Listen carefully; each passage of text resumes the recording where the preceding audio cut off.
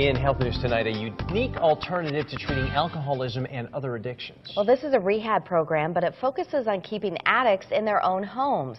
News 8's medical reporter Jocelyn Memento live tonight in the New Haven newsroom with more on this out-of-the-box concept. Jocelyn. And most people getting treated for drug and alcohol abuse get help at an inpatient treatment facility like the well-known Betty Ford Center. But an at-home rehab approach offered here in Connecticut is helping to lower the odds of relapse, bringing hope and recovery to those who want it.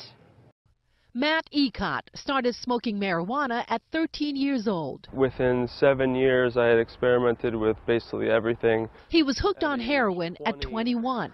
Along the way, was arrested at least 7 times, checked into 15 inpatient treatment centers, then relapsed. I would just go home and say, woe is me, and eventually go back to what I knew best. Matt turned things around after learning about Aware Recovery Care in Madison. What our program does is it builds the trust and the intensity in the home. Founder Stephen Randazzo has visiting recovery teams treating addicts like Matt with intense face-to-face care for a year in their own environment. In the first phase, the client is doing a lot of trust. We're doing a lot of trust building, putting the multidisciplinary team together, working with the family. It includes close monitoring. A GPS phone app is voluntary, but does lead to accountability. You're testing clean, you're where you're supposed to be, you're showing up for work, you're showing up to therapy. Dr. Ellen Edens is an assistant professor of psychiatry at Yale School of Medicine. Of the 5 initial participants,